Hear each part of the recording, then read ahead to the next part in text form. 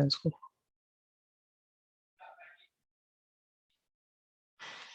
तो cost term concept और classification में हम लोग को बहुत सारे ऐसे ऐसा टर्म्स जानना है, ठीक है, जो कि आगे हम लोग को मिलेगा और उसके हिसाब से यूनिट डिसाइड होगा।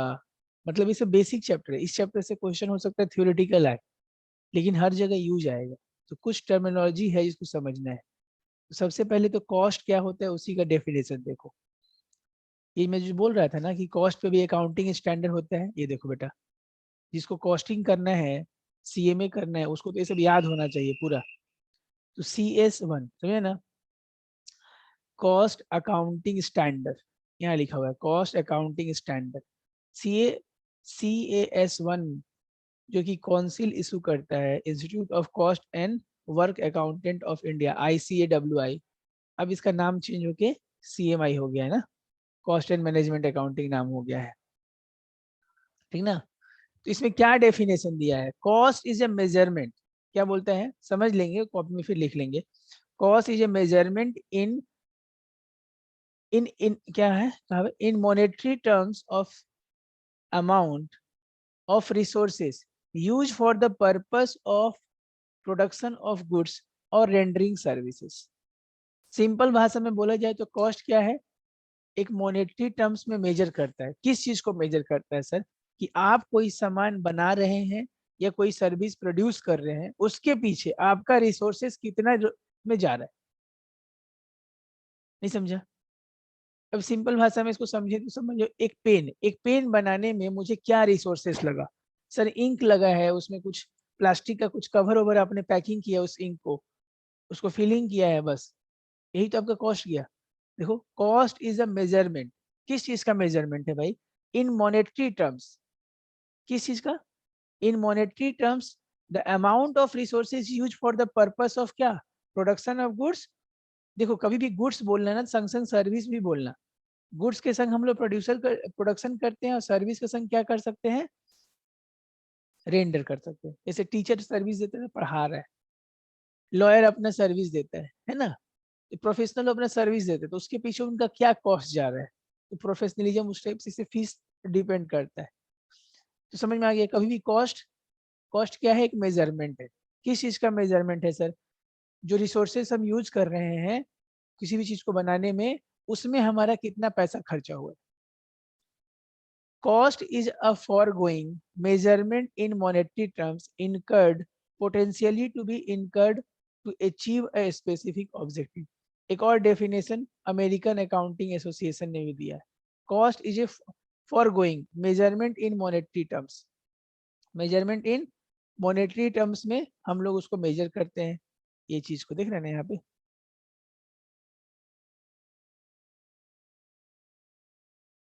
समझ गया कॉस्ट, कॉस्ट समझा कि नहीं, हिंदी में याद रखना, मेजरमेंट पैसे के टर्म्स में किस चीज का, जो रिसोर्सेस यूज हो रहा है, ठीक है। चलो अब बात करते हैं कॉस्ट ऑब्जेक्ट का। तो कॉस्ट ऑब्जेक्ट मतलब हिंदी में समझ लो एग्जाम्पल से ही पहले, कि कोई भी एक डिपार्टमेंट, कोई भी एक स्पेशल, तुम्हारा एक 20 ठेला का दुकान है, ठेला जैसा, समझ रहे हैं ना, या 20 शोरूम है तुम्हारा, तो हर शोरूम तुम्हारे हिसाब से एक कॉस्ट ऑब्जेक्ट हो गया, ठीक है।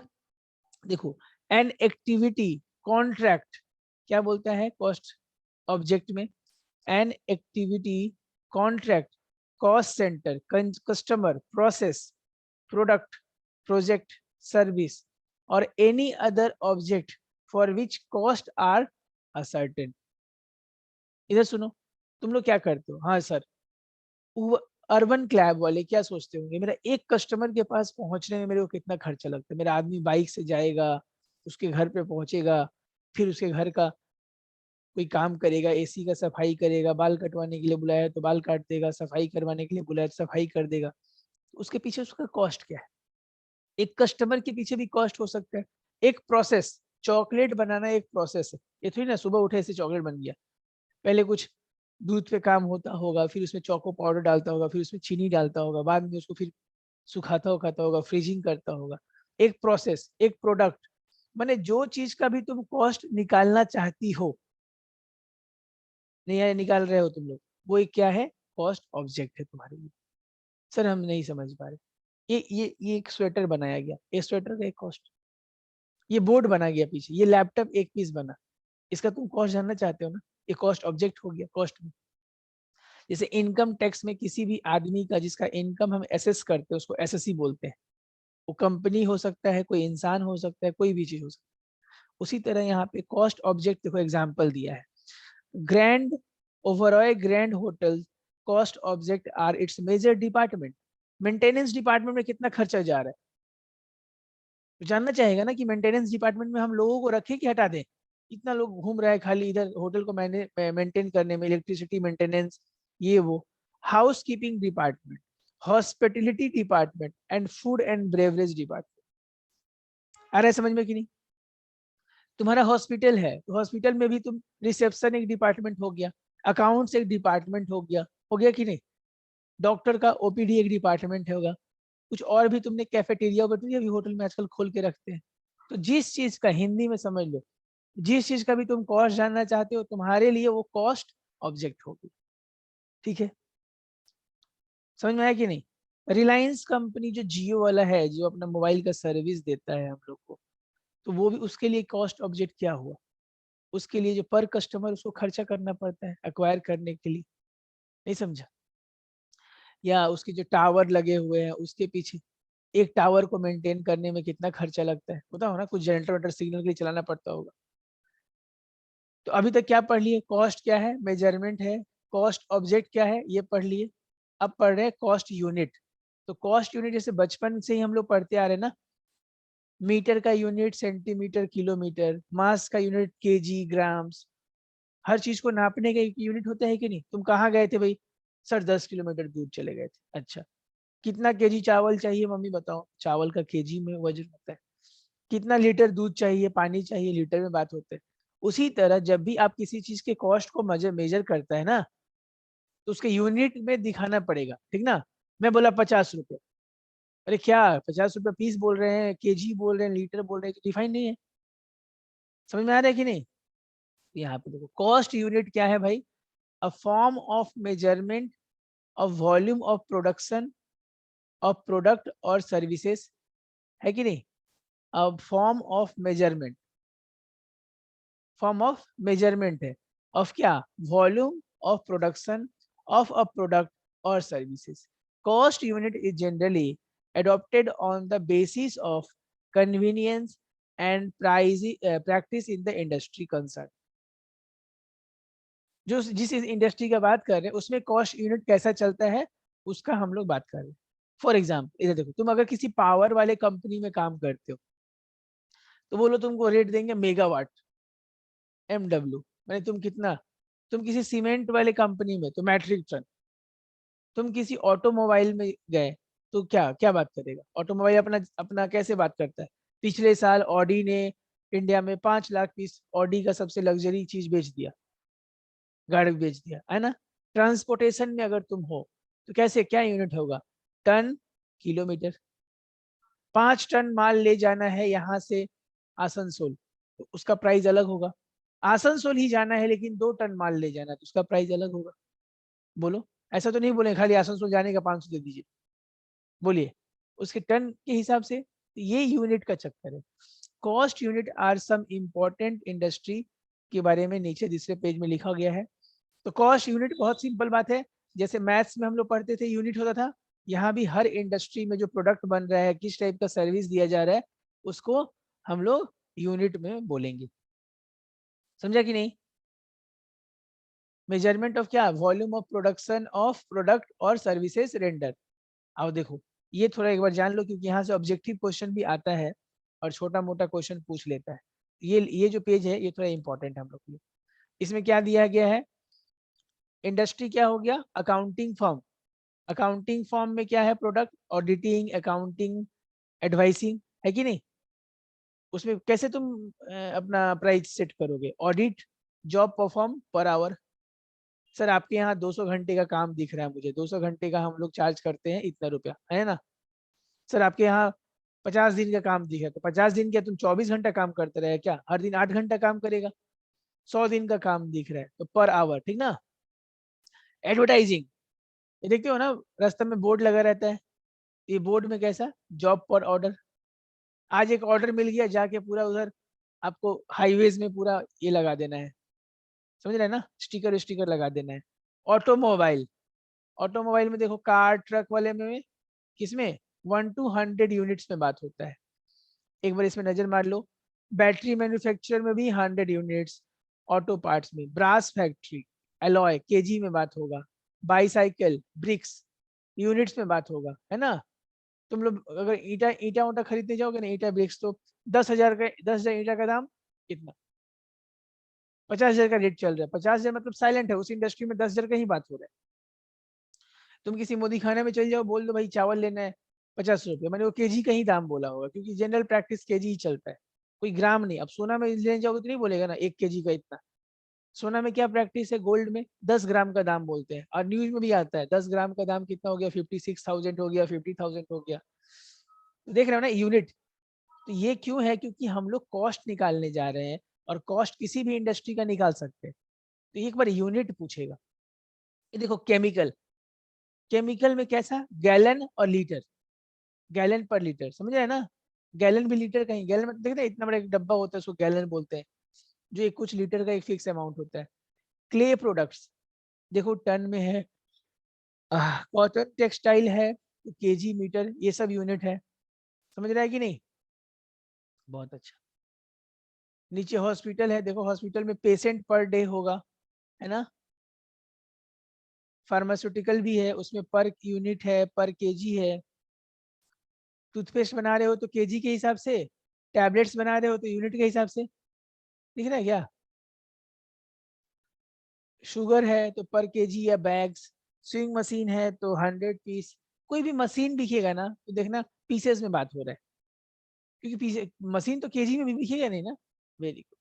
कंस्ट्रक्शन हाउस कॉन्ट्रैक्ट में ईच कॉन्ट्रैक्ट, तुम कॉन्ट्रैक्ट ले लिए काम का, हमें आपका घर बना देंगे इतना लाख रुपया। नर्सिंग में पर बेड पर डे। ट्रांसपोर्टेशन में पैसेंजर किलोमीटर या टन किलोमीटर, अगर तुम चलाते हो बस, समझ रहे हैं ना, तो पैसेंजर की इंटू किलोमीटर। और ये अच्छा, ये सर ये पैसेंजर किलोमीटर मतलब पैसे नंबर ऑफ पैसेंजर इंटू कितना किलोमीटर जा रहे हैं मल्टीप्लाई करते हैं। जैसे एक बात देखिए, एक पैसेंजर का मतलब मान लीजिए वेस्ट बंगाल गवर्नमेंट ने तय किया कि 1 किलोमीटर अगर एक पैसेंजर जाता है तो उससे मैं 50 पैसा भाड़ा लूंगा। तो इसी इसी रूल्स को सब कोई मानेगा। अब यहाँ से दीघा मान लेते हैं 150 किलोमीटर, तो 150 किलोमीटर गाड़ी गया, तो गाड़ी 150 किलोमीटर इंटू 0.5 गया, हुआ कि नहीं। तो हो गया। सर उस गाड़ी में कितने लोग बैठे थे, क्योंकि तो एक आदमी का 50 पैसा, अगर 100 आदमी बैठेगा तो 100 आदमी तो 50-50 पैसा देगा ना। बोलो तो इंटू 100 कर देंगे, देख रही हो। ये क्या इंटू हो गया भाई, ये क्या है किलोमीटर, ये हमारा रेट था, रेट था, या ये नंबर ऑफ क्या हो गया पैसेंजर। तभी तो ये तीनों इंटू हो गए, क्या बनेगा किलोमीटर, पैसेंजर किलोमीटर। आया समझ में। तो इस टाइप से हम लोग भाड़ा टोटल हमारा तय होता है कि भाई इतना। अब कोई तुम कहीं बोलोगे, एक एक बस को जाके तुम लोग बुक करते हो कि भाई हमारे पिकनिक के लिए हमको यहाँ ले चलना है, तो क्या 5 करोड़ बोल देता है क्या। कोई नियम कानून से हिसाब से ही तो बोलता होगा। तुमको लगता है 200 ज्यादा बोल रहा है, 500 कम, उसके पीछे ये लॉजिक चल रहा है। पूरा इंडस्ट्री प्रैक्टिस मतलब, ये दिखता है अनऑर्गेनाइज है, लेकिन अंदर में कुछ तो एक सिस्टम के हिसाब से चल रहा होगा। या सरकार देखेगा तो बोलेगा ना कि भाई ऑटो का भाड़ा ज्यादा लग रहा है, उसको सरकार कुछ रूल्स है कम करता है, ठीक है, इस टाइप का बात। तो ये यूनिट समझ में आ रहा है। हाँ, तुम लोग को एग्जाम में अगर क्वेश्चन आएगा ना तो ये दे देगा, इंडस्ट्री दे देगा, अब बोलेगा आप यूनिट्स लिख दो। रेस्टोरेंट, रेस्टोरेंट में क्या है देखो तो बताओ, सोचो एक बार। रेस्टोरेंट में तुम जाते हो, पैसा कैसे खर्चा होता है, खुद सोचो। मैं रेस्टोरेंट में गया हूँ, पैसा पर मील। अगर तुमने आइसक्रीम मंगाया ही नहीं तो पैसा लगेगा क्या उसका, तुम 2 घंटे बैठ जाओ, वहां पे बैठने का नहीं है कि पर आदमी पर सीट कितना बैठा। तुम कैफे में नहीं हो कि पर आवर के हिसाब से तुम गेम खेल रहे हो कि वहां पे चार्ज लगेगा। आया समझ में, 15 मिनट का 20 रुपया। यहाँ पे तुम रेस्टोरेंट में गए हो, 5 आइटम खा लिए तो 5 आइटम का पैसा, गए एक कॉफी पी के वापस आ गए तो सिर्फ, यानी पर आइटम ऑलरेडी तो वहां पे डिसाइडेड रहता है। Very good. Printing stationery unit, sheet कितना सीट पे। तुम जब भी एक काम करो ना, जब भी तुमको दिक्कत होता है कि इसका कॉस्ट हम नहीं निकाल पाएंगे, उस इंडस्ट्री में तुम जाते हो तो तुमसे पैसा वो लोग कैसे लेता है? जेरोक्स करवाने गए, ओ बहुत दिन बाद आए, लाइए 2,000 रुपये लाइए, अब तो आते ही नहीं, ऐसा नहीं ना। कितना पेज करवाना है बताइए? 10 पीस करवाना है, 10 पीस का 25 पैसा का रेट से इतना पीस प्रिंट, मैंने पीस यूनिट पे बात होता है कि नहीं? बस, क्लियर है? बहुत बढ़िया, ये एक अच्छा टॉपिक था भाई, यूनिट जानना और यूनिट, ठीक ना। ऊपर में यहाँ पे लिखा हुआ है कंपोजिट यूनिट, ये ऑलरेडी हम लोग पढ़ चुके हैं। कंपोजिट यूनिट का मतलब क्या? दो यूनिट का मिला के, जैसे पैसेंजर किलोमीटर, ये कंपोजिट यूनिट हो गया। नहीं समझा? क्या हो गया? ये देखो, पैसेंजर किलोमीटर, पर डे पर बेड, ये भी पर डे के हिसाब से भाई चार्ज लगता है। हमारा एक ड्राइवर है, पर डे 500 रुपये लेता है हमको ड्राइविंग करने का, वो उसका 500 रुपये समझ में आता है। अब मैंने 5 ड्राइवर मंगवा लिए, तो क्या 500 रुपये में आ जाएगा ना सर? पर ड्राइवर पर डे का बात हुआ था 500। आपका गाड़ी 500 है, अपने 5 लो, हम एजेंसी प्रोवाइडर है, अब हमसे तो 2500 रुपये लेगा एक दिन का आपसे, आया समझ में? तो कंपोजिट यूनिट में दो चीज मल्टीप्लाई रहता है, समझ गई? इजी, उतना हार्ड। अब आ गया नया टॉपिक, कॉस्ट सेंटर। तो बताओ कॉस्ट ऑब्जेक्ट क्या था? बताओ सर। कॉस्ट ऑब्जेक्ट है जिस भी चीज का आप कॉस्ट निकालना चाहते हो, वो एक कस्टमर हो सकता है, एक प्रोडक्ट हो सकता है, एक सर्विस हो सकता है, एक पूरा हॉस्पिटल का रूम हो सकता है, एक मेंटेनेंस डिपार्टमेंट हो सकता है, एक किचन का हो सकता है। क्या समझे? तूने दो आदमी को लेके, दो अच्छे कुक को लेके सिटी के बीच में एक छोटा सा रेस्टोरेंट खोल दिया जो बंद रहेगा, अंदर खाना बनेगा, वो स्विगी वाले डिलीवरी करते जाएंगे लोग को जिनको ऑफिस में खाना है, तो उसका एक कॉस्ट हो गया कि नहीं?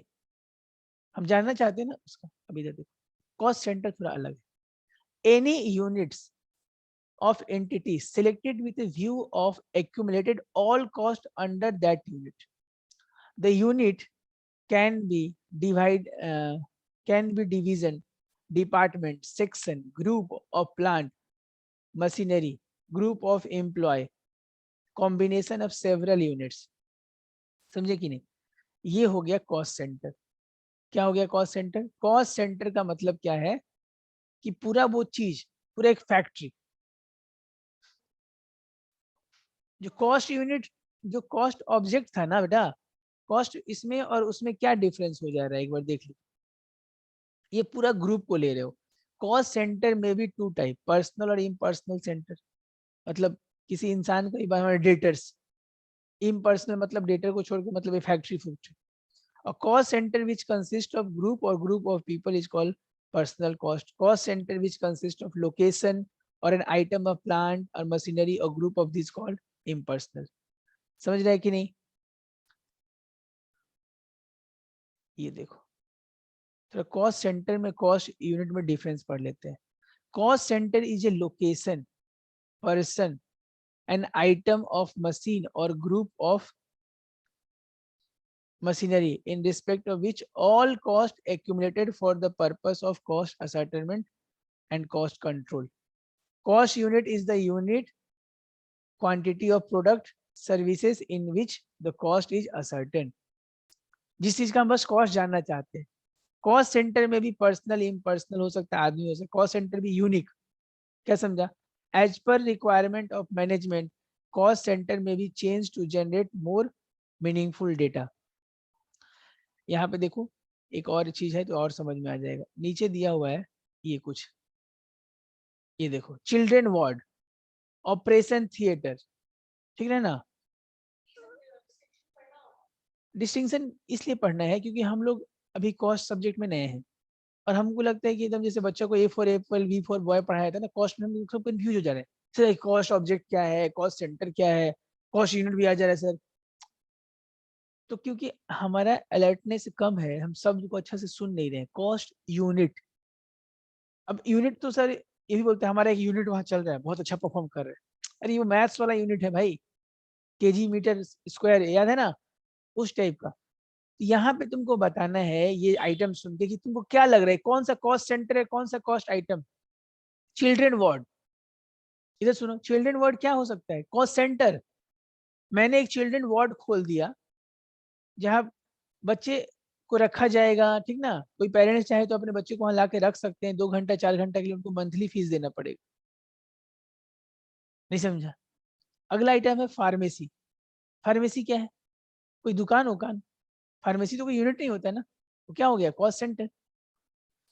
ऑपरेशन थिएटर कॉस्ट सेंटर हो गया। आ रहा है समझ में? पर डे, पर बेड, पर डे। अब ये क्या लग रहा है? ये तो सर यूनिट लग रहा है, ये ऐसे ही आप पैसा गिनते हैं। हाँ, तुम लोग को पता है ओयो बिजनेस कैसे पिकअप किया? जो ओयो का जो फाउंडर उसने पता किया कि ये जो होटल्स है उसके बेड तो खाली रह जाते हैं, कोई जाते नहीं। जैसे आज हम लोग कोई होटल गए नहीं, होटल के सारे बेड्स तो हैं, रोज तो ऑक्यूपाई नहीं है, होटल 50% भी ऑक्यूपाई नहीं है, बड़ा बड़ा लग्जरी होटल, और इवन अच्छे टूरिस्ट प्लेसेस पे, शिमला ये सब जगह पे। तो उसने क्या किया, अब बोला कि ठीक है, अब बगल में महंगा होटल भी है और सस्ता होटल का रूम बिकता नहीं है 12 महीना, तो उसने सस्ते होटल में 5 रूम खरीद लिया, पैसा दे के नहीं, कॉन्ट्रैक्ट कर लिया कि ये 5 रूम में मेरे कस्टमर आए, और साल भर का पैसा ये पकड़िए। आप कितना लेते हैं? वो छोटे दुकान वाले ने बोला कि 500 रुपये। हम आपको साल भर का 300 दे तो चलेगा? बोले हाँ भाई, आधा महीने तो खाली रहता है, ये 5 का ही बात हो रहा है ना? बोला हाँ, बाकी होटल आप ही चला रहे, लेकिन ये 5 रूम का कलर ऐसा रहेगा, सर्विस में जो बोलूंगा उस टाइप का रहेगा, इसमें फ्रिज लगवा दीजिए। मैंने उस 2-4 रूम का मैं ऐसा फैसिलिटी करवा दी जो बड़े होटल में मिलेगा। अब तुम ऐसे एज ए कस्टमर तुम जाती थी ललित होटल में, ओबरॉय में, तुमको लगता था भाई ये तो हजार हजार लूट रहा है, 10-10 हजार एक एक दिन का ले रहा है, और वही फैसिलिटी हमको यहाँ पे 3,000 5,000 में मिल जाए, तो हम यहाँ रहेंगे ना। सेम लोकेशन, खिड़की खोलने से हमको भी यही शिमला का वादी दिख रहा है, वहां से भी दिख रहा है। प्रॉब्लम क्या है, वो अपना नाम छपवा दिया है फैसिलिटी के नाम पे। हम मेरे रूम से बाहर निकलोगे तुमको थोड़ा वो फील होगा, लेकिन रूम के अंदर तुमको ऐसा ही फील होगा। तो लोग होटल में कौन सा बाहर में बालकनी में नाच रहा है, वो रूम में ही रह रहा है ना भाई अपना। तो ये पकड़ा, तो ये पर डे पर वेट का यूनिट से पकड़ता है कि नहीं बताओ? समझ रहे हैं अब? ये दे, आउटडोर पेशेंट विजिट फीस, ये क्या हो गया? Cost unit.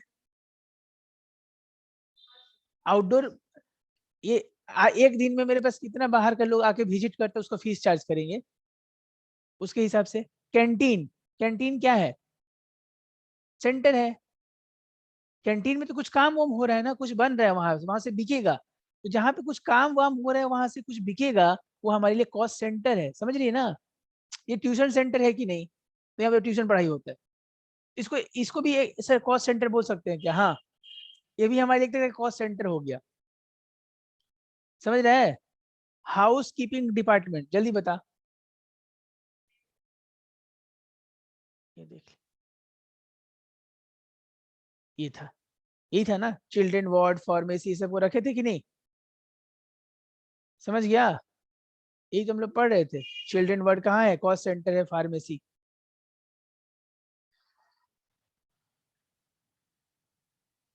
क्लियर हुआ?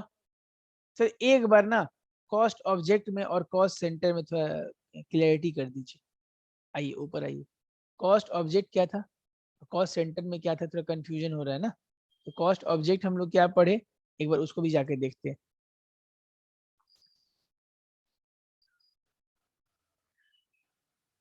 इसी चैप्टर में था ना कॉस्ट ऑब्जेक्ट?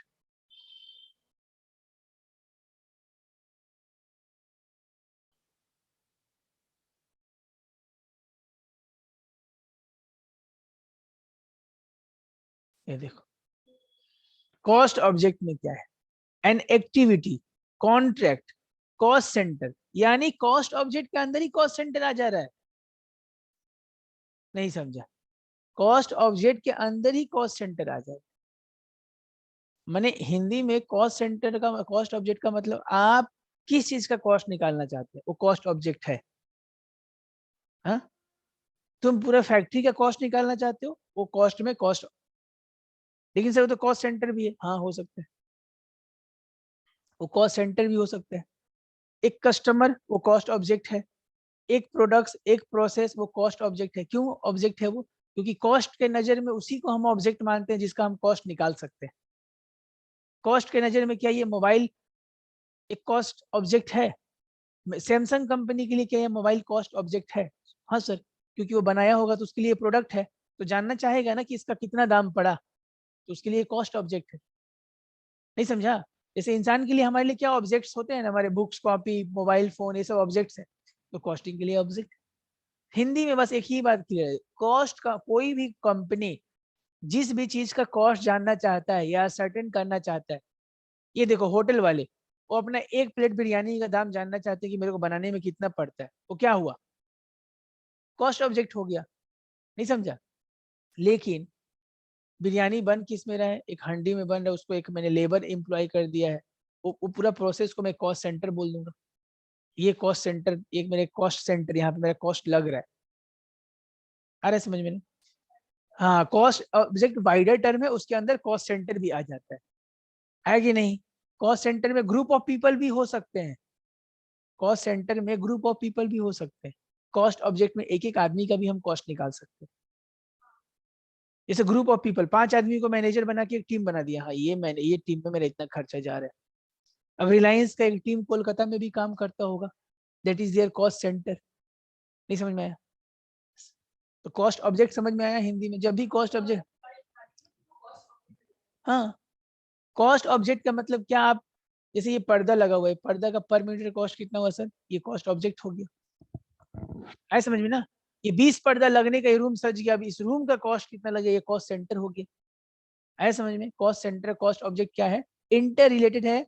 कॉस्ट सेंटर थोड़ा ज्यादा स्पेसिफिक हो जाता है, कॉस्ट ऑब्जेक्ट में थोड़ा वाइडर चीज, कस्टमर डेटर वेटर सब ले लेते हैं, आ रहा है समझ में कि नहीं बोल दो। तो ये सब सब तो इतना जोर दे रहे हैं सर, जैसे लग रहा है हम लोग कोई प्रोफेशनल कोर्स कर रहे हैं, क्योंकि ये सब सबसे दोस्ती नहीं होगा ना, तो लगेगा कि भाई हम इस चैप्टर को आधा अधूरा पढ़ रहे हैं, क्या समझे। अब यहाँ एक क्वेश्चन देखिए आप लोग,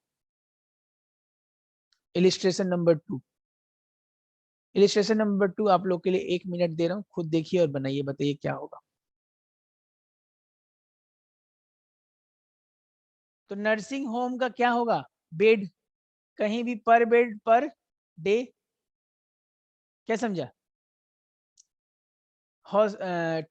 रोड ट्रांसपोर्ट में बात हो गया था, पैसेंजर पर किलोमीटर या पैसेंजर ये टन पर किलोमीटर। अगर वो जैसे ट्रक है तो उसमें टन, उसमें पैसेंजर थोड़ी ना बैठता है, बस में पैसेंजर बैठता है, वेरी गुड। स्टील, स्टील में भी अगर हम बेचते हैं स्टील तो केजी में बेच सकते हैं, लेकिन केजी में स्टील कौन लेगा, जिसको भी लेना है टन हो गया। ये जो घर घर बनता है तो ये जो रॉड्स लगता है, सरिया बोलते हैं जिसको, नहीं समझा, टीएमटी सरिया। अब तो 5 केजी लेगी, उसमें दिखता है लंबा लंबा, बहुत भारी होता है, 100 केजी का होता है लंबा लंबा, तो ऐसे पूरा वो लिख के देता है कॉन्ट्रैक्टर कि भाई आपके घर में तो इतना लोहा लग जाएगा, तो उसको हम कैसे लेंगे, टन के हिसाब से। टन मतलब कितना, 100 KG, bicycle 100 pieces, bridge construction, जितना भी कंस्ट्रक्शन का काम होता है ना कॉन्ट्रैक्ट में, पहले ही उसका वो निकल जाता है। Interior decorator, advertising, each job, furniture भी ईच यूनिट, एक एक पीस का दाम होगा, पर पीस भी बोल सकते हैं। जैसे ये बेंचेज में यहाँ पे रखा हुआ, ये सब एक एक पीस का दाम लगाता है ना भाई, एक पीस बनने में कितना। मैन्युफैक्चरर के लिए ये क्या है, कॉस्ट ऑब्जेक्ट है, क्या समझा, वेरी गुड। ये मैन्युफैक्चरर के लिए एक इंडस्ट्री में बनता है, वो उसका कॉस्ट सेंटर हो गया, जहाँ 20 लोग दिन रात घस रहे हैं उसको। नाउ इट इज क्लियर कैसे कनेक्शन बन रहा है। तो ये सब छोटा क्वेश्चन का क्लियरिटी नहीं रहेगा ना, सब्जेक्ट से दोस्ती नहीं बनेगा, क्योंकि ये सब्जेक्ट एकदम नया है, समझ रहे हैं ना। तो हमसे ना दूर चला जाता है, ऐसे ऐसे वर्ड अचानक आ जाते हैं जिससे हम दूर चले जाते हैं। ऐसे शुगर कंपनी में भी पर टन क्विंटल के हिसाब से, एक बोरा चीनी दे दीजिए, एक बोरा का तो कुछ उसमें होगा, कितना केजी लेते हैं, 50 केजी, 30 केजी। हम लोग जनरल टर्म में बोरा वोरा का बात कर लेते हैं, एक पैकेट आटा लेके, एक पैकेट आटा में 5 केजी का पैकेट हो सकता है, 4 केजी का हो सकता है, 10 केजी का हो सकता है। देखो, अब आ गया नया टॉपिक में, टाइप ऑफ कॉस्ट, इतना सारा टाइप ऑफ कॉस्ट होता है, देख लो। मैं तुमसे ये बताना चाहता हूँ कि अब सारा तो रटने नहीं बैठेंगे, और सारा कम से कम ये किस टाइप का कॉस्ट है, टाइप ऑफ कॉस्ट, जो कि कंपनी इकोनॉमिक्स में हर जगह हम लोग कहीं ना कहीं सुन चुके हैं। तो इसमें कौन कौन ऐसा है जो तुम पहले से जानते हो, मन में एक बार सोचो, और कौन कौन सा ऐसा है जो तुम जानते ही नहीं, जिसके बारे में एक लाइन भी नहीं सुने, उसको कुछ बोल ही नहीं सकते, उसको पढ़ेंगे। अब हिस्टोरिकल कॉस्ट सबको पता है, अकाउंट्स में पढ़े हिस्टोरिकल कॉस्ट, जो कोई कोई फिक्स एसेट्स को खरीदने में एक बार लग गया, उसको चेंज वेंज नहीं कर सकते हैं, क्या समझा। यहाँ पे भी लिखा हुआ है, historical cost are those cost applicable to production already completed और to the service already rendered. Historical cost can not be use for the purpose of cost control.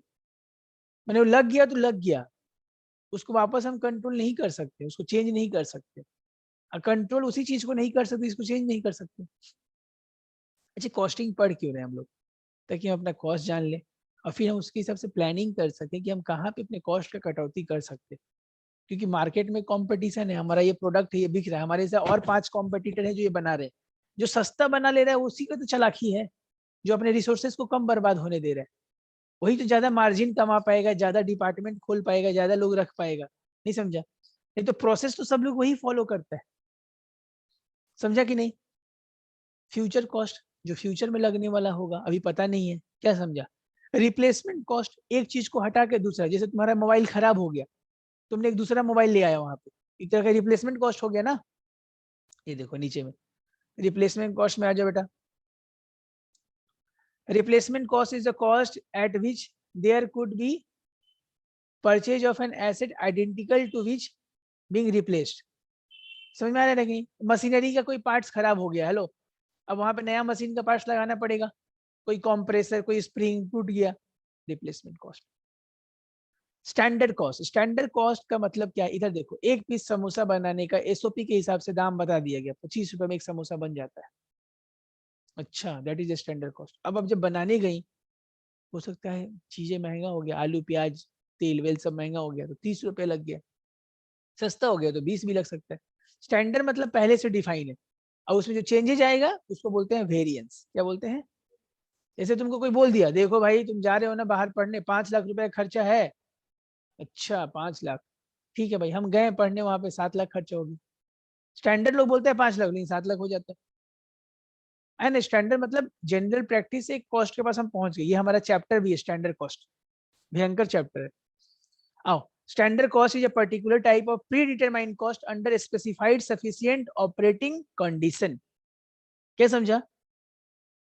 Pre determined मैंने पहले से हमको पता है कि ये वाला काम करने में हमको इतना पैसा लगता है। समझा? ये देखो प्री डिटरमाइंड, खेल समझ रहा है कि नहीं?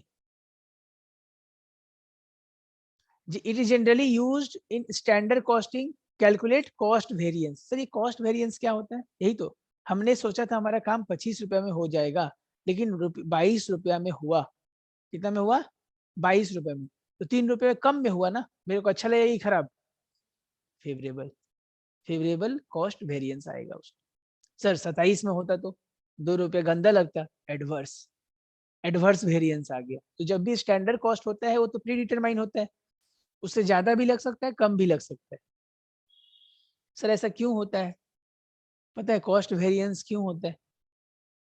क्योंकि हम सोचे थे मटेरियल का दाम 50 रुपये kg होगा, या घट गया तो वेरिएंस आ जाएगा। हम सोचे थे जो हम क्वांटिटी यूज करेंगे 5 kg में बना लेंगे, लेकिन क्वांटिटी 7 kg लग गया, 3 kg हमारा लेबर इनफिशियंट था, उस हिसाब से बना ही नहीं पाया। होता है ना ऐसा, कि तुम जैसा सोचे वैसा हुआ नहीं, रिसोर्सेज वेस्ट हो गया। यानी मटेरियल ज्यादा लगना तो यूजेज वेरिएंस, और प्राइस ज्यादा लग गया तो प्राइस वेरिएंस, दो वेरिएंस होता है। ऐसे ही लेबर वेरिएंस होता है। तो बहुत से कारण से स्टैंडर्ड कॉस्ट से एक्चुअल कॉस्ट मैच नहीं करता है, जिससे पैदा होता है वेरिएंस।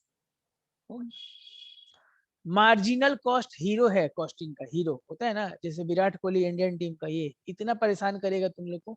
हिंदी में सुन लो, एक एडिशनल यूनिट बनाने का जो खर्चा लगता है उसको मार्जिनल बोलते हैं, बचपन से पढ़ते आ रहे हैं कि नहीं?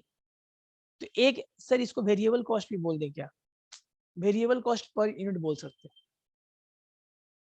सोच के देखा जाए तो मैं एक कपड़ा बनाने वाला इंडस्ट्री में हूँ, तुम बोली सर 500 पीस मुझे शर्ट चाहिए, 500 पीस शर्ट बना के मैंने तुमको दे दिया, तुम फिर 2 मिनट बाद फोन की, नहीं सर 501 पीस चाहिए। हम बोले अरे 500 पीस का दाम इतना था, अब एक पीस के लिए फिर मशीनरी यूज करना पड़ेगा, पूरा रॉ मटेरियल सब, तो रॉ मटेरियल ही ना। तो एक तरह से सेंस वही आता है। समझ गया ना? एस्टिमेटेड कॉस्ट नाम से ही क्लियर है, दोबारा पढ़ के नहीं देखना, एस्टिमेट कर लिया पहले से, समझ गया कि नहीं? प्रोडक्ट कॉस्ट जानता ही होगा, प्रोडक्ट जिसको हम लोग बना रहे हैं उसके कॉस्ट का डायरेक्ट 3 चीज होता है कॉस्टिंग में, इधर सुन लो, मटेरियल, लेबर और एक्सपेंस। बोलो, मटेरियल, लेबर और एक्सपेंस। मटेरियल मतलब भैया, इधर देखिए जो रॉ मटेरियल आप लगा रहे हैं, ब्रिक्स भी बनाने के लिए कुछ टाइप का मिट्टी तो लगता होगा ना, ब्रिक्स ब्रिक्स, मिट्टी मटेरियल हो गया, हमारा क्या मटेरियल हो गया। उसको जो लेबर बना रहा है वो लेबर कॉस्ट, और कुछ उसको बनाने में खर्चा और जो लगे, ठीक ना। तो ये तीन चीज, डायरेक्ट लेबर, डायरेक्ट मटेरियल, ये दोनों मिलके बनता है प्राइम कॉस्ट। क्या बनता है? Prime cost. कोई भी चीज, कोई लाट लपट नहीं।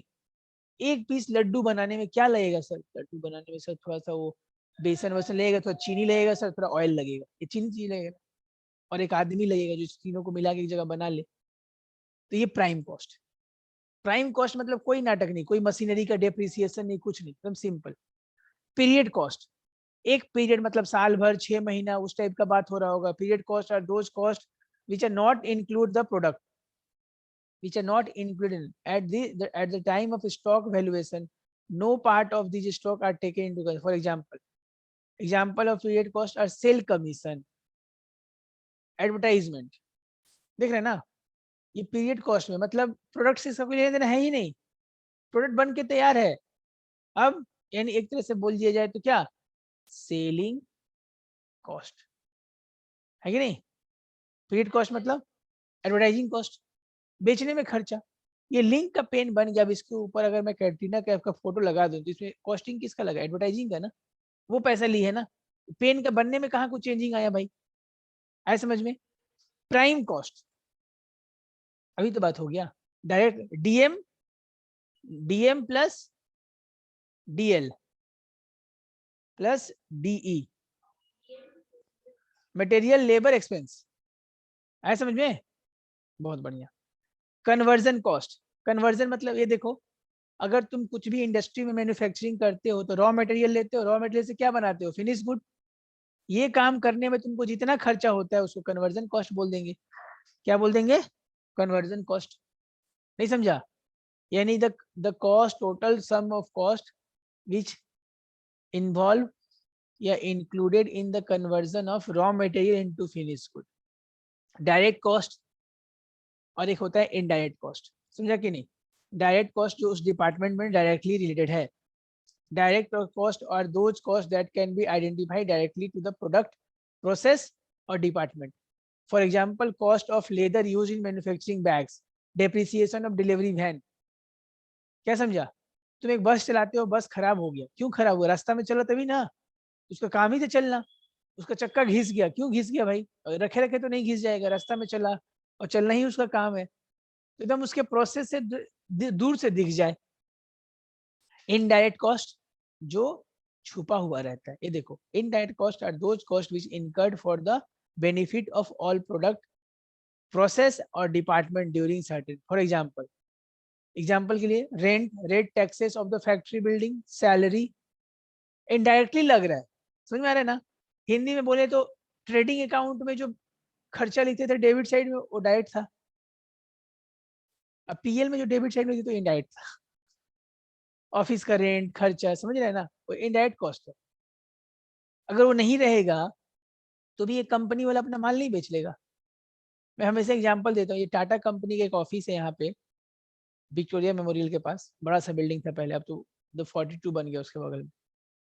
अगर वो बिल्डिंग नहीं होता तो क्या टाटा कंपनी का स्टील नहीं बिकता?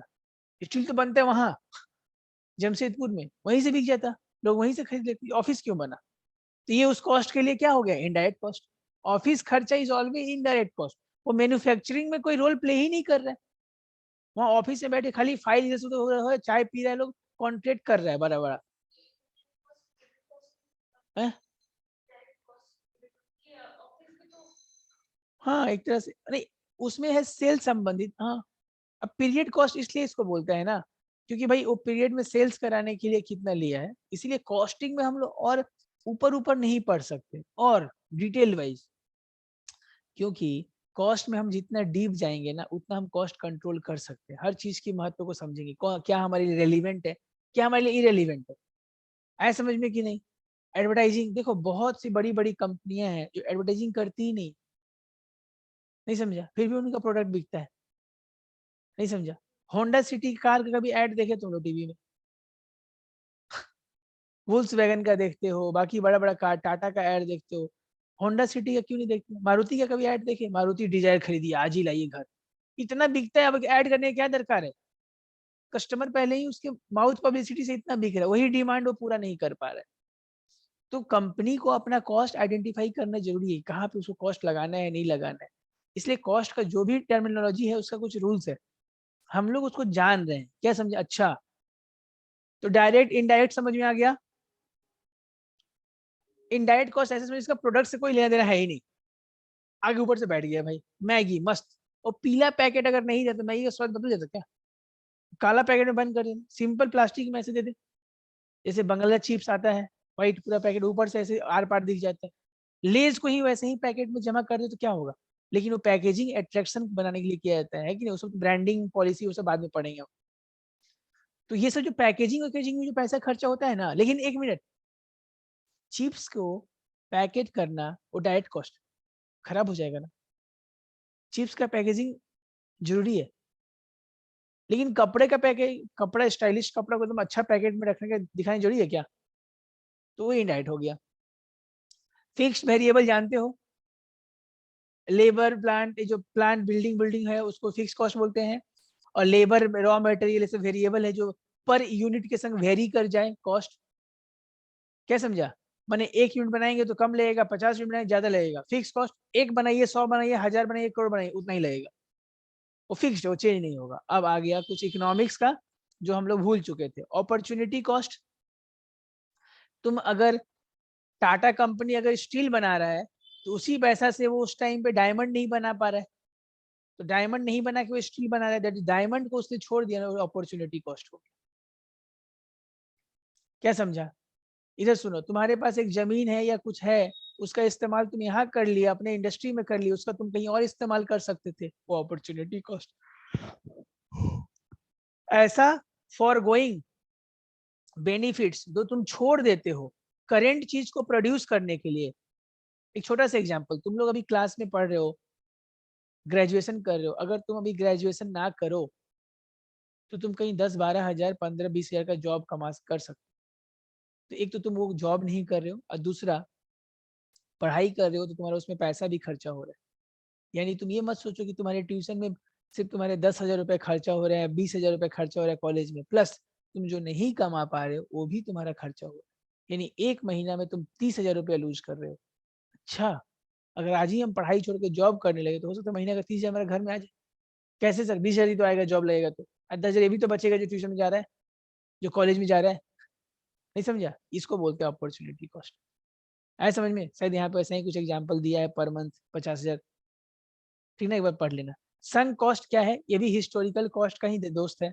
संक cost is a historical cost that has been incurred and can not be change any decision now or in future. For example, you want to replace an existing machine with more efficient machine, the cost paid to the existing machine is sunk cost.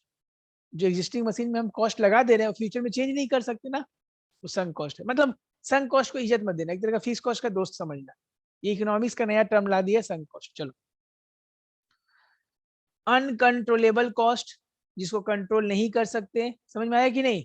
Fix cost, allocated cost, ये सब को control हम लोग नहीं कर सकते। Joint cost, joint cost क्या होता है ना, एक प्रोडक्ट के संग दूसरा एसोसिएटेड है। ये चैप्टर भी तुम लोग को अलग से एक चैप्टर मिलेगा कॉस्ट में। Joint cost is a common cost incurred in the process of the point of separation. It is include raw material, ये वो सब। जैसे बहुत सा ऐसा फैक्ट्री है जिसमें एक चीज बन के निकलता है ना, जैसे पेट्रोलियम ही देखो ना, क्रूड ऑयल को रिफाइन करते जाओ, kerosene oil, diesel, petrol, Vaseline, ये सब निकलते रहते हैं ना, हाई मैंने ऊपर ऊपर। तो वो जो ज्वाइंट कॉस्ट है ना, अब केरोसिन में जो पैसा खर्च हो तो डीजल में भी हुआ है, केरोसिन तक पहुंचेंगे नहीं तो डीजल में निकालेंगे कैसे? उस पॉइंट तक ऐसे कॉस्ट को निकाल दिए। तो ये जो फ्रैक्शनल डिस्टिलेशन प्रोसेस वाइज जो चैप्टर होता है ना, उसमें ज्वाइंट कॉस्ट इन्वॉल्व होता है। समझ आया कि नहीं? Joint cost is a common cost incurred in the process up to the point of separation. कोई एक प्रोसेस में up to the point of separation तक है। इट इंक्लूड रॉ मटेरियल, सुन रहे हैं, डायरेक्ट ये सब। differential cost is a difference between cost between one alternative and another. For example, running cost per kilometer of a petrol car is ₹10 and that of diesel is 6. The differential cost is 4 kilometer. तुम ओला driver हो भाई, ओला bike driver हो। अब तुमने ले लिया royal Enfield, और royal Enfield ज्यादा पेट्रोल पीता है, ज्यादा पेट्रोल खा पी जाएगा ना, उससे लेके तुम कस्टमर को इधर उधर छोड़ रहे हो, कस्टमर तो उतना ही पैसा देगा। ओला उबर को थोड़ी ना पता है कि तू रॉयल से चल रहा है कि स्कूटी से चल रहा है, क्या समझा। तो अगर तू महंगा गाड़ी पे लोगों को ढो रहा है तो तेरा महंगा कॉस्ट पड़ेगा, सस्ता गाड़ी में चला तो सस्ता कॉस्ट पड़ता, तेरा बच जाता। तो तेरा एक्स्ट्रा कितना खर्चा हो रहा है, वही है डिफरेंशियल कॉस्ट। तुम पेट्रोल गाड़ी चला रहा है अगर कॉमर्शियल में तो 10 रुपया लगेगा, और डीजल गाड़ी चलाता तो 6 रुपया लगता, 4 रुपया बचता कि नहीं।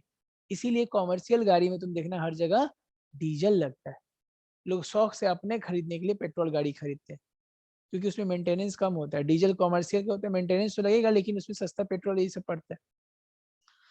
एक्सप्लिसिट कॉस्ट हिंदी में समझ लो, जो पैसा जो खर्चा तुमको अपने पॉकेट से ऐसे पेड करते हुए दिख रहा है, ये लीजिए 50 रुपया सैलरी, रेंट, तुम्हारे बदले कोई और दे सकता है क्या, तुम्ही को देना पड़ेगा। स्टाफ का टैक्सेस। इम्प्लिसिट कॉस्ट क्या होता है, जो लग तो रहा है लेकिन देना नहीं पड़ता। एग्जाम्पल दीजिए सर, ये मेरा ही घर है, इसी में मैं ट्यूशन पढ़ा रहा हूँ, तो क्या मैं किसी को रेंट देता हूँ, नहीं। नहीं समझा। मैं ये अपने बिजनेस में काम कर रहा हूँ, तो क्या मैं खुद को सैलरी देता हूँ, नहीं। लेकिन ये कॉस्ट लग रहा है, दिख नहीं रहा है। आया समझ में। मुझे खुद को सैलरी देना, अगर मैं कहीं और जॉब करता अपने बिजनेस में नहीं करता तो मुझे सैलरी मिलता कि नहीं। तो ये था टाइप्स ऑफ कॉस्ट, समझे। अब कहीं आएगा तो एक तुम्हारे पास दिमाग में रहेगा कि कौन सा कॉस्ट किस टाइप का होता है। अब क्या है इस चैप्टर में, एक बार और क्या बचा है, क्लासिफिकेशन ऑफ कॉस्ट है ना।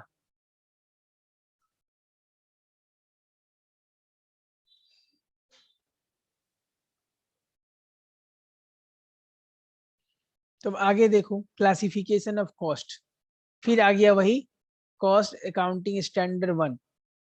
The arrangement of item of cost in logical groups having regards to their nature and purpose. क्या समझा, इसी को कॉस्ट क्लासिफिकेशन बोलते हैं। आइडेंटिकल ग्रुप्स में रखना, है ना। इधर आइए, ये एक ब्रैकेट में आप लोगों को बहुत सुंदर बात लिखा हुआ है, थोड़ा सा पढ़िए।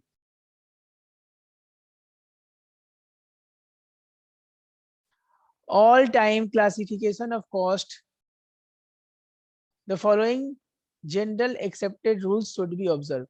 Cost should be classified by one character at a time. Classification scheme should be such that all item of cost can be classified. A miscellaneous group may be used for a small item of cost. मतलब जब छोटा मोटा item है उसको एक group में रख दो, ज्यादा कचरा मत करो। Classification scheme should be such that it will serve the purpose of management. अब मैं आलतू फालतू का क्लासीफाई कर दूंगा तो मैनेजमेंट पगला जाएगा, इतना क्यों क्लासीफाई किया। जैसे मैं बोला मैनेजमेंट को जाके बोल रहा हूँ, मैं कॉस्ट अकाउंटेंट, सर हमारा फिक्स कॉस्ट है 50 लाख, वेरिएबल कॉस्ट है 30 लाख। अच्छा, तो मैनेजमेंट सोचेगा फिक्स कॉस्ट को तो हम कुछ कर नहीं सकते, हटा उसके बारे में बात ही मत करो, वेरिएबल कॉस्ट 30 लाख कैसे दिखाओ मेरे को, ऐसा समझ में। अब मैं बोला सर पता नहीं 80 लाख कहाँ लग गया देख लीजिए। अरे भाई, ये क्लासिफिकेशन भी किया मैं, तो क्लासिफिकेशन इस पर्पज से करना है कि जिसका कुछ मीनिंग बन पाए, ऐसा समझ में ना। तो उसी का बात कर रहे हैं हम लोग। आओ, तो कॉस्ट का क्लासिफिकेशन किसके बेसिस पे, ये देखो, classification on the basis of, hello, nature. किसके बेसिस पे, नेचर के बेसिस पे। दिख रहा है कि नहीं स्क्रीन पे, नेचर। नेचर के बेसिस पे 3 तरह का कॉस्ट है। कौन कौन सा, material, labour and other expense. तुम जो इस्तेमाल चीजें कर रही हो उसमें एक तो मटेरियल हो सकता है, समझ रहे हैं ना। अब तुम कंस्ट्रक्शन इंडस्ट्री में हो तो तुम्हारे लिए मटेरियल क्या है, ईंटा बालू सीमेंट रॉड, ये सब क्या है, समझ गया ना। लेबर क्या है, जो वहाँ के लेबर बगा रहे हैं। अदर कॉस्ट, बाकी उसके जोड़ते रहो जो जो उसमें खर्चा लगा है। तुमने किसी से भाड़ा में मंगवाया है मशीन वशीन, उसका डेप्रिसिएशन, वो सब जॉब इक्विपमेंट्स मंगवाया है ना, वापस कर दोगे तुम, वो सब तुम्हारा अदर एक्सपेंस में आ गया। तो टोटल कॉस्ट क्या बन गया, material cost plus labour cost plus एक अदर एक्सपेंस। तो अब जो क्लासिफिकेशन हुआ था, ये सुनो, नेचर वाइज, नेचर वाइज 3 तरह का कॉस्ट हो सकता है, मटेरियल, लेबर और ये। नेक्स्ट चलते हैं, classification on the basis of relation क्या relation sir? To the cost centre, याद है ना, और स्लैश कॉस्ट ऑब्जेक्ट भी बोल दिया।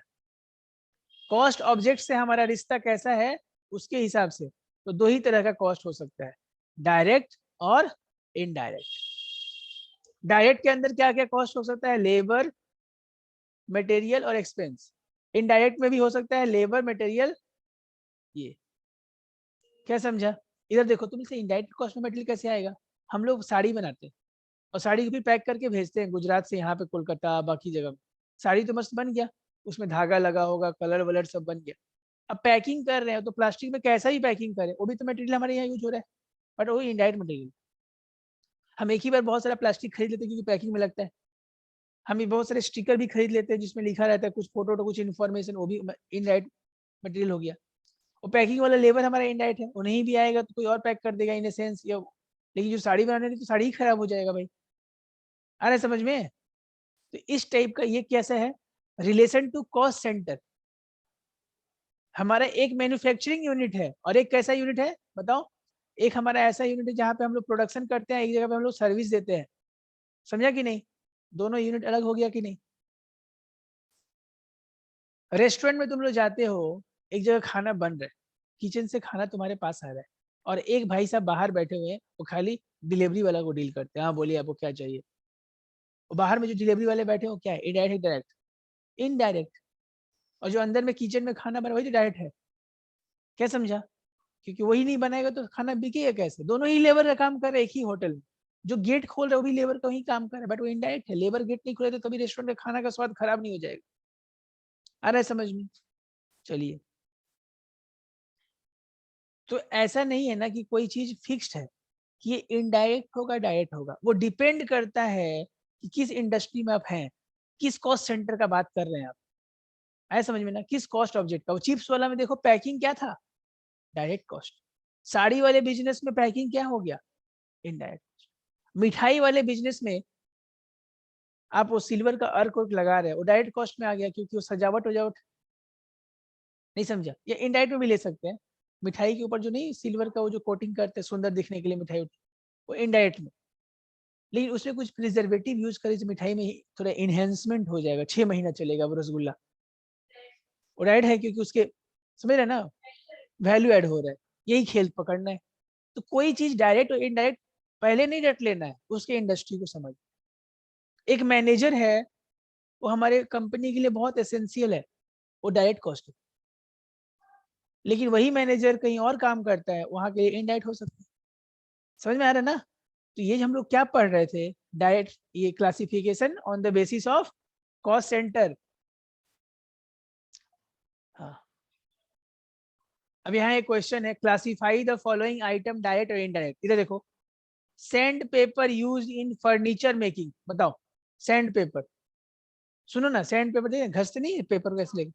अरे तो नहीं रहेगा तो क्या घसेंगे, और घसना तो जरूरी है, तभी तो उसमें फिर पॉलिश होगा तो शार्पनेस आएगा, सुंदरता आएगा। तो डायरेक्ट हुआ कि नहीं, इनडायरेक्ट? देखो इनडायरेक्ट ले लिया। Sandpaper in manufacturing making indirect because the cost is insignificant and not be worth to trace the cost of a specific। अच्छा, एक बड़े फर्नीचर के तुलना में वो सैंड पेपर कितना लगा, वो इनसिग्निफिकेंट था, इसीलिए उसको नेग्लेक्ट किया हम, इनडायरेक्ट में ले लिया। ये पता नहीं ना है कि एक तो बड़ा सा फर्नीचर बनाने में कितना रुपया का सैंड पेपर लग जाएगा। वो तो लेबर पे डिपेंड कहते कि घस दिया भाई। इधर देखो, बैग्स इन फ्लोर मिल, क्या समझा? डायरेक्ट, क्योंकि आटा बन जाएगा, पैकिंग कहाँ करेंगे, हवा में। पैकिंग है कि नहीं जरूरी इसके लिए। फिर ये क्या है, ingots use in foundry and making casting. Ingots क्या होता है रे? 3rd number. अब डायरेक्ट बोला है। अच्छा ठीक है, अगला पढ़ते हैं। Battery to be install in car, battery car के लिए बहुत जरूरी है, एसी उसी पे चलता है, उसको स्पार्क उसी से मिलता है। समझ रहा है? Detergent use in factory, detergent use for factory cleaning. Factory के क्लीनिंग के लिए अगर डिटर्जेंट यूज हो रहा है तो क्या है, इनडायरेक्ट कॉस्ट है। फैक्ट्री में डिटर्जेंट का क्या काम? मिल्क टू द आइसक्रीम, बिना मिल्क के आइसक्रीम कैसे बनेगा? समझ रहे हैं ना? तो कुछ चीज इसको सेपरेट नहीं कर सकते। मैदा विथ मोमो डायरेक्ट है, बिना मैदा का मोमो कैसे बनेगा। चलो, ये हमारा समरी था कि भाई हम लोग मटेरियल लेते हैं, डायरेक्ट लेबर एक्सपेंस, ये टोटल कॉस्ट बनता है ना। मटेरियल दो तरह का हो सकता है, डायरेक्ट, इनडायरेक्ट, है ना। लेबर दो तरह का हो सकता है, डायरेक्ट लेबर, इनडायरेक्ट। माने ये स्किलफुल लेबर, ये अनस्किल्ड लेबर है, समझ गया ना। जैसे तुम देखते हो कि बड़े बड़े फैक्ट्री साइड पे कुछ इंजीनियर्स रहते हैं, वो डायरेक्ट लेबर, वही तो डिजाइन किए हैं प्रोडक्ट कैसे बनेगा। और जो लेबर भाग आके उनको डिजाइन दे, काम भाई ऐसे ऐसे काम करना है, वो चेंज भी हो सकते हैं। जो नहीं कि रोज एक ही लेबर है, क्योंकि ईंटा पे ईंटा रख के जोड़ना है, वो सब उसमें स्किलफुल है उस टाइप। क्लियर। तो डायरेक्ट इनडायरेक्ट कौन सा बेसिस था, बिहेवियर, कॉस्ट सेंटर और कॉस्ट ऑब्जेक्ट के सेंस में आप डायरेक्ट और इनडायरेक्ट डिसाइड करते हैं। नहीं समझा। एक जन के लिए डायरेक्ट हो सकता है, एक जन, यानी एक जन मतलब यहाँ पे कॉस्ट में क्या हुआ, कॉस्ट ऑब्जेक्ट। एक फैक्ट्री क्या हो गया, कॉस्ट सेंटर। Very good. अगला क्लासिफिकेशन है किसके ऊपर, काम के ऊपर।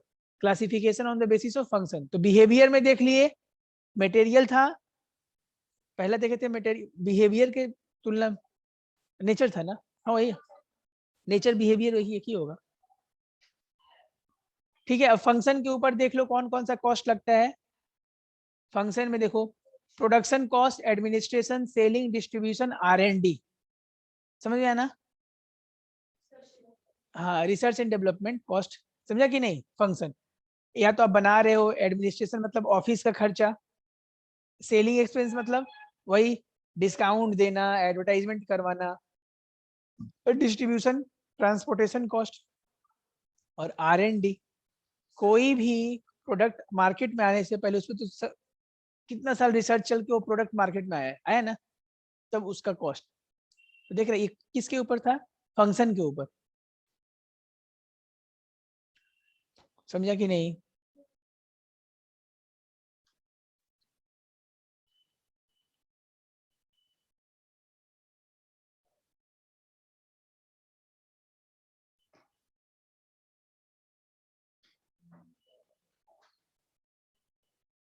ओ बिहेवियर यहाँ है, माफ करना, वो नेचर था। बिहेवियर, बिहेवियर ये होता है। तो बिहेवियर मस्त, ये सबसे ज्यादा इंपॉर्टेंट है। बिहेवियर वाइज एक कॉस्ट फिक्स हो सकता है, वेरिएबल हो सकता है, सेमी वेरिएबल हो सकता है, सेमी फिक्स्ड हो सकता है। Semi variable cost, semi fix cost में क्या है, फिक्स कॉस्ट तो सबको पता है सर, प्लांट मशीनरी वो सब में जो पैसा लग जाता है जिसको चेंज ही नहीं कर सकते। वेरिएबल मतलब मटेरियल कॉस्ट। और ये ग्राफ देखिए, ये देखिए ग्राफ, ये बहुत इंपॉर्टेंट है आप लोग के लिए। ये देखिए फिक्स कॉस्ट का ग्राफ, बस पैरेलल टू एक्स एक्सिस, क्योंकि इधर कॉस्ट है, सॉरी इधर कॉस्ट है और इधर यूनिट्स होगा। कितना भी यूनिट्स बनाओ कॉस्ट फिक्स है, 50 रुपए लगेगा, 50 50 50, है या ना। और वेरिएबल कॉस्ट का ग्राफ कैसा होगा बेटा, ये देखो, इधर सी इधर यूनिट, जितना आप ज्यादा बनाएंगे स्लोप बढ़ता जाएगा। सेमी वेरिएबल का कैसा होगा भैया थोड़ा बताइए तो, ये देखिए यहाँ शुरू होगा, ये मेरे स्क्रीन पे देखो, कुछ फिक्स्ड, कुछ फिक्स्ड है, यहाँ से शुरू हुआ। तुम टैक्सी में बैठे, बैठते के साथ 50 रुपया, ये देखो ना, ये है टोटल वेरिएबल कॉस्ट का ग्राफ दिखा। और नीचे आएगा variable cost per unit graph है, ये देखो सेमी वेरिएबल, ऐसे बनाए थे ना। वो जीरो से शुरू नहीं होता है, यहाँ से नहीं शुरू होता है, गलत बात, थोड़ा सा फिक्स्ड। ये देखो इकोनॉमिक्स पढ़ रहे हो ना, केनिजन थ्योरी होता है ना, ऑटोनोमस इन्वेस्टमेंट, याद है ना। इकोनॉमिक्स में क्लास 12 में पढ़े थे, कुछ इन्वेस्टमेंट ऑटोनोमस होता है, हम कमाए या ना कमाए हमारा कुछ खर्चा फिक्स होता है, जैसे जैसे कमाते हैं तो हमारा खर्चा और बढ़ता है। तो कैसा हो गया, सेमी वेरिएबल कॉस्ट, समझे। सेमी वेरिएबल मतलब आधा चीज वेरी कर रहे हैं और आधा चीज फिक्स्ड है। बोलो, समझ में आया कि नहीं। और ये क्या है सर, सेमी फिक्स्ड, यहाँ से यहाँ तक फिक्स था, फिर अचानक बढ़ गया, फिर यहाँ से यहाँ तक बढ़ गया। जैसे तुम कहीं जाते हो, तुम कैटरिंग वाले को बुलाए, हाँ भैया 50 आदमी को बर्थडे पार्टी में खिलाना है, हो जाएगा, 10,000 रुपये लगेगा। 50 आदमी से वो ऐसे रेंज है, 50 से 100 खिलाइए, 10,000 रुपये लगेगा, हम देख लेंगे, ऐसा समझ में। अब वही तो यहाँ तक का फिक्स हो गया। फिर तुम चेंज कर दिया आदमी, नहीं मेरे को 200 आदमी बोला, ओ तब तो दाम बढ़ जाए, यानी यहाँ तक फिक्स, फिर चेंज हुआ कि नहीं, फिर इस रेंज में होता है ना। ये ये नहीं कि देखो ये पूरा फिक्स भी नहीं है, थ्रू आउट पूरा फिक्स भी नहीं है कॉस्ट, और थ्रू आउट पूरा चेंज भी नहीं हो रहा है, एक रेंज में चेंज हो रहा है। क्लियर है कि नहीं? बोलिए। अब एक चीज जो छूट गया था, ये कैसे हो गया sir? Variable cost per unit का ग्राफ ऐसे कैसे हो गया फिक्स कॉस्ट जैसा? एक स्टेटमेंट लिख लो, variable VC, variable cost per unit is fixed. Variable cost per unit is fixed.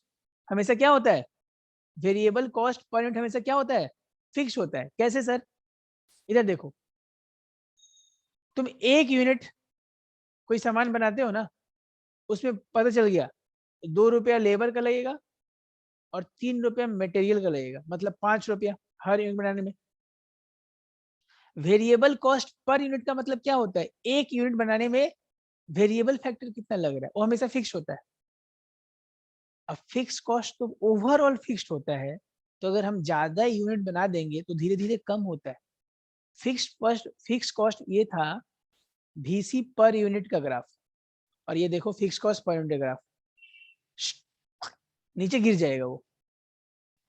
अगर इधर कॉस्ट है इधर यूनिट है, तो ये fix cost per unit graph जो है ना, वो नीचे गिर जाएगा। क्यों? इधर देखिए सर, जब आप नया नया कंपनी आपने खोला था, याद है आपने 20 लाख का मशीन लगा दिया था, और आपने पहले साल सिर्फ 10,000 गुड्स बनाया था। 20 लाख का मशीन लगा दिया, पहले साल सिर्फ 10,000 बनाए। बाप रे बाप, बहुत ज्यादा खर्चा, 3 कट गया। एक यूनिट के पीछे फिक्स कॉस्ट कितना लग गया है? 200 रुपया। अगले साल थोड़ा मेरे को किसी ने डांटा, मैंने 20 लाख रुपए लगाए थे, तो मैंने इस साल सोचा 1 लाख यूनिट बनाऊंगा। कितना? 1 लाख। अब कितना? 20 रुपये आ गया कि नहीं? अगले साल 1.5 लाख बनाए, और पर यूनिट घट रहा है कि नहीं, जितना ज्यादा यूनिट बनाते जा रहे हैं। लेकिन वेरिएबल कॉस्ट आप जितना ज्यादा बनाएंगे, उतना के हिसाब से 5-5 रुपया बढ़ता जाएगा। यानी पर यूनिट फिक्स है, टोटल चेंज हो रहा है। ये आएगा क्वेश्चन, एक्सप्लेन। ये ग्राफ बना के एक्सप्लेन कर सकते हैं कि हम variable cost per unit fix होता है। ये पल्स टॉफी वाले जो पल्स बना रहे हैं, इनका एक पीस बनाने का तो जो आइटम लग रहा है वो तो फिक्स हो गया होगा ना, इतना चीनी, इतना ये देना, ये बन गया भाजी। आया समझ में? लेकिन हमेशा याद रखना, फिक्स कॉस्ट पर यूनिट हम ज्यादा प्रोडक्शन करने लगेंगे तो घट जाएगा। टोटल वाइज वो फिक्स है, लेकिन हम पर यूनिट का बात करें, एक यूनिट हम बनाया तो मेरा फिक्स कॉस्ट कितना लगा। तुम सोचो, पहली बार मशीन लगाए होगे, उसमें एक पीस अपना प्रोडक्ट बनाए होगे, 20 लाख का मशीन है, तो एक ही पीस का दाम 20 लाख हो गया। अब धीरे धीरे बहुत लाखों यूनिट बना लिए उसको, तो पर यूनिट कम हो रहा है कि नहीं अब? इसीलिए। लेकिन वेरिएबल कॉस्ट को कोई फर्क ही नहीं पड़ता है, पर यूनिट को फर्क नहीं पड़ता है, आप जितना बनाओगे उतना लगेगा बस। क्लियर है? ये फिक्स कॉस्ट वेरिएबल कॉस्ट कौन सा बेसिस पे था बेटा? नेचर की बिहेवियर, बिहेवियर, ठीक ना? अब classification on the basis of management decision, ये देखो मैनेजमेंट को कौन से बात से मतलब है, कौन से बात से मतलब नहीं, इधर देखो। डिफरेंशियल कॉस्ट, याद है ना? ऑल्टरनेटिव, और हम कहा डीजल कार यूज करें पेट्रोल, ऑल्टरनेटिव मौजूद है ना, वहीं पर डिफरेंशियल आएगा। तभी तो नया नया टेक्नोलॉजी यूज करें या ट्रेडिशनल मेथड में जाए। रेलिवेंट कॉस्ट, रेलिवेंट मतलब जो उनके काम का है, इरेलीवेंट छोड़ दो, फिक्स कॉस्ट उनके लिए इरेलीवेंट है, मैनेजमेंट के लिए उनको नहीं सुनना है। संक कॉस्ट, अपॉर्चुनिटी कॉस्ट, ये सब मैनेजमेंट के डिसीजन के हिसाब से कॉस्ट को हम देखते हैं। क्या समझा मैंने? कॉस्ट जो होता है ना, देखो बेटा, कॉस्ट तो किस टाइप का ऊपर पढ़ लिए, उसमें से कौन सा कॉस्ट किस टाइप का है वो कैटेगराइज किया जा रहा है।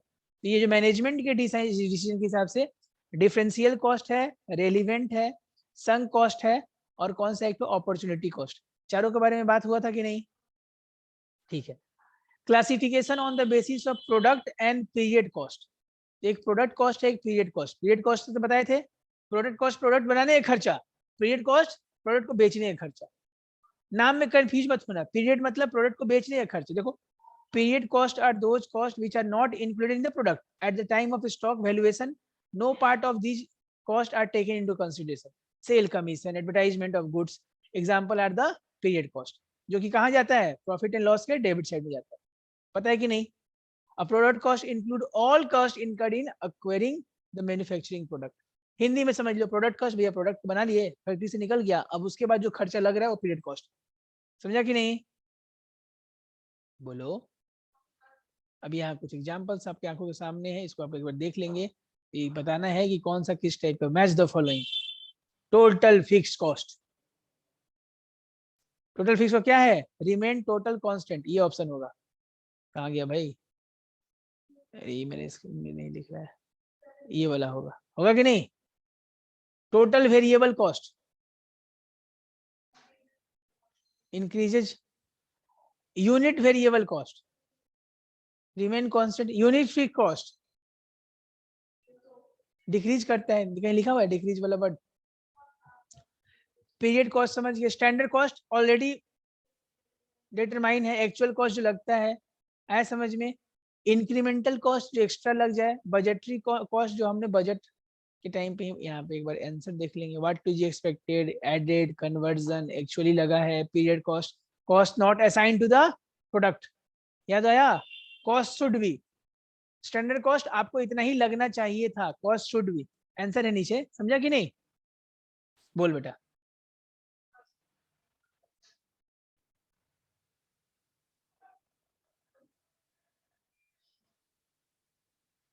देख ले एक बार चार्ट देख ले, नीचे खाली क्वेश्चन ही हमको लगता है, इसके बाद खाली क्वेश्चन ही है ना।